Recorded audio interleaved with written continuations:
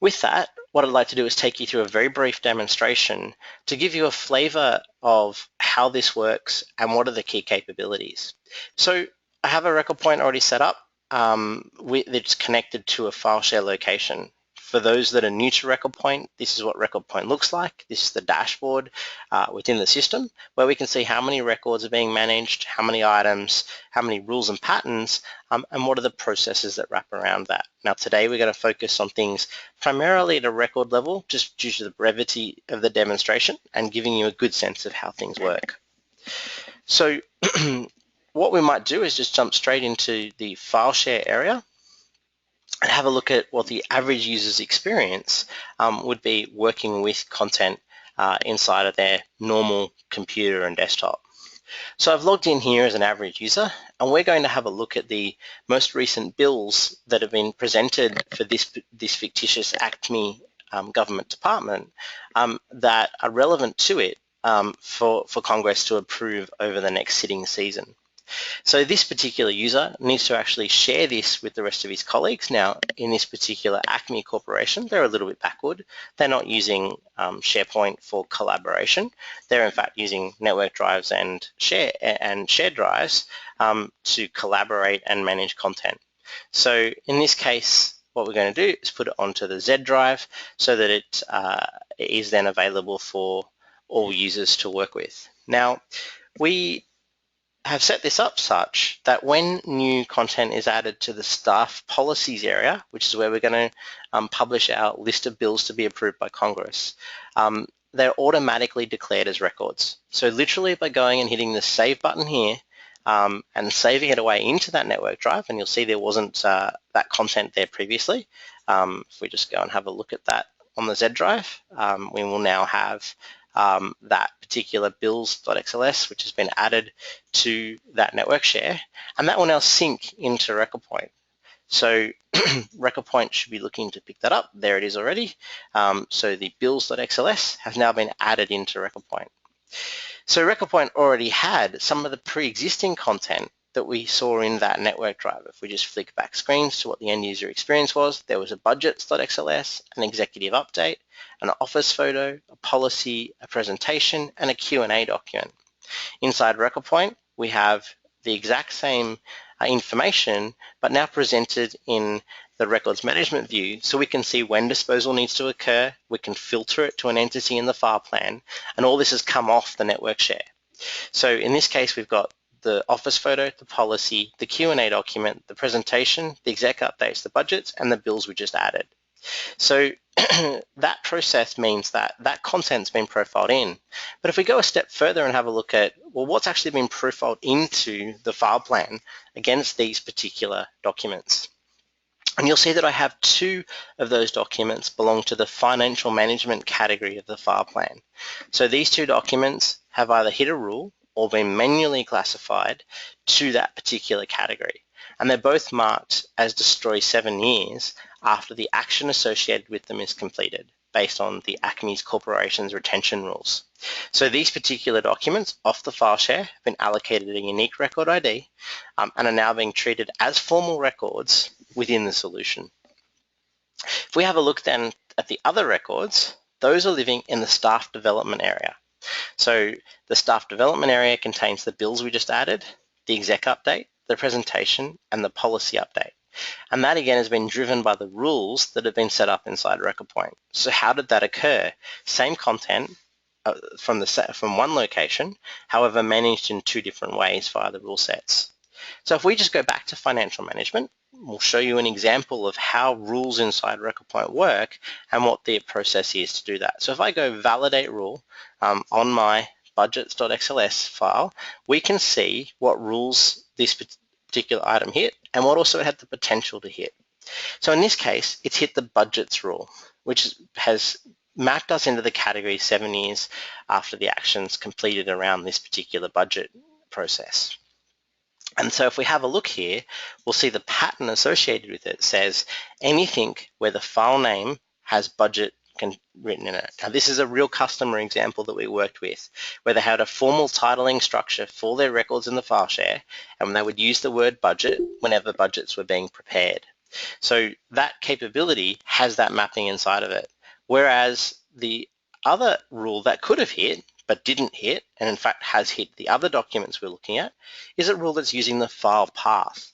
So it's saying everything that doesn't have the word budget in fact, because it's a lower priority process, is going to be processed as a policy because the folder path contains the word policy in it. So again, very simple sets of rules that have been created using the metadata and the information that is on the particular documents that we've been working with here. So it very simply allows us to work with a file share location, map that file share location into RecordPoint, and then from that file share location, the service is able to profile that using the rules to create ways to manage that within the file plan. The beauty of that is that to the end user, it's just a network share. I can go ahead and edit and change and work with my bills document, and that bills document will get updated and moved. Now, at some point, I may want to finalize the document here. I may want to say this is the final or declared version. Now, I can do that a number of ways. I could set that inside of Office, or I could also have it occur from the screen here, where it will say that if I finalize it, it'll prevent any further modifications, and then child items will be finalized also, and the archived content will be moved to RecordPoint.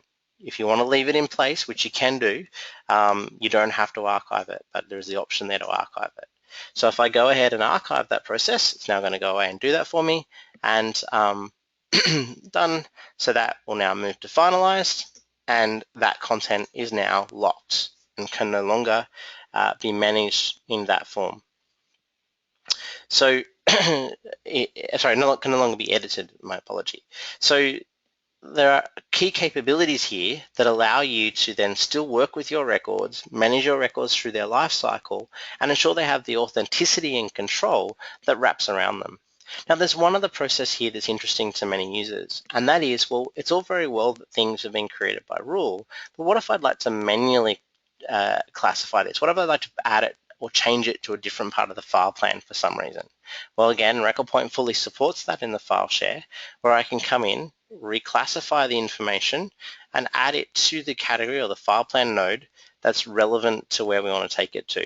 So let's just assume we want to take this Q&A document, and instead of it being, let's assume we're doing something around the compensation policy rather than a general policy, we can manually go and update that. And so that item will now be 10 years after the action depleted, rather than what it was previously, which was the was as a policy document and therefore was going to be kept for 65 years. And if we just refresh, we'll see that now updates. And so that particular document has now come through to 2025 rather than what it previously had on it. And so it now be managed through that particular life cycle being the 10 years from today being 2025. So again, very simple processes that allow us to manage our content from that file share, allow us to work with that content, and allow us to manage those processes. I can also go and manage a hold on the file share. So previously adding an item on a file share to a hold was very difficult. With the capabilities in FileConnect, we can go and create holds, just like adding a hold in any other part of SharePoint. I can then apply that hold to that item inside the file share. I can then, from the hold, run any discovery reports, do exports, do any of those processes, and it will pull out the content from the file shares themselves. Now, there's one other process that is really critical in our view, and again, the feedback from customers has been that this is really a game changer, where what I can also do is extract out the content of the metadata so that I can build patterns. So we're going to go and create a new pattern for our photo here, and what we can actually do is use the geo-coordinates of this object from the system and pick that out of the fields that are available. So here are all the different metadata attributes from this particular photo that RecordPoint has automatically pulled out. And you can see there is quite a considerable number that we can choose from to build our rules on. And in this case, we might want to use the geo-coordinates, or we could use some other things to derive the particular controls that are going to be placed on it. We could even use things like the white balance, for instance. And then based on that, we can use that particular category, and we can process those photos. And the feedback we've had from people is that using that capability, they're very quickly able to build rules, customize rules, and do that from the content. And at any point, obviously validate the rule sets that are there. So that's the quick walkthrough of the file share capabilities using the FileConnect product. There's one other thing that I want to show you from a technical and architecture perspective, and it's very simple. All that RecordPoint installs in order to make this happen is the RecordPoint processor service running as a service on the file share server and the RecordPoint FileConnect service. Those two services are doing all the work in connecting up with RecordPoint, profiling this content, and pushing it through to be managed through its lifecycle. So it's a very lightweight implementation that has a very low touch on your file, on your network and file share servers, making sure that the content can be pushed through to RecordPoint at any time and then managed through its lifecycle.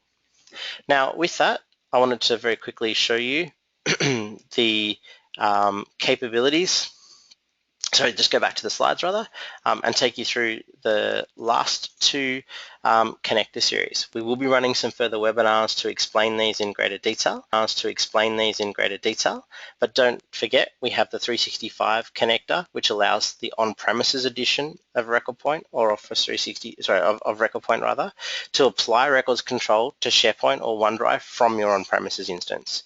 We also have the social connect capabilities using the social connector processes, managing information out of the social stream using Facebook, Twitter, and Yammer, and again applying records control to that content. So really, to summarize, we have two products with two slightly different connectors that connect up. The FileConnect one is the one we focused on today, which will connect to either on-premises RecordPoint or Records 365 in the cloud connecting up to Office 365.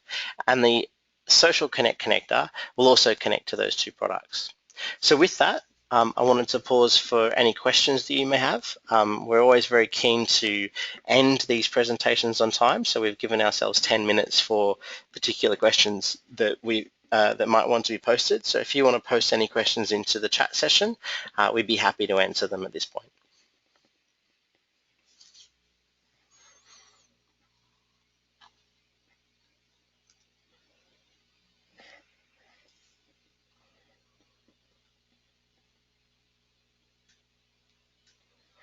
Just to make it easier for people, I will also unmute everybody here. So if you did want to ask a question over audio, you're welcome to also do so. Muted. Unmuted. Is there any questions from anybody?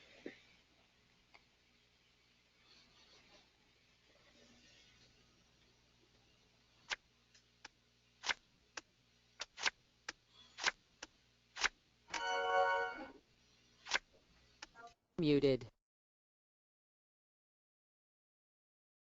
Unmuted. So no questions there. So look, one question has now popped up in the chat window. Let me see if I can answer that one. So one here from Jim. Is it possible to apply rules to content in network drives without copying the content into SharePoint? Yes, it is, absolutely. The content can be left in place via the rules. However, you do need SharePoint in order for RecordPoint to run. So we can absolutely apply content rules to the content in network drives. We do not need to copy the content into SharePoint at all, but we do need SharePoint in order to run these processes, and the content can remain inside those network drives.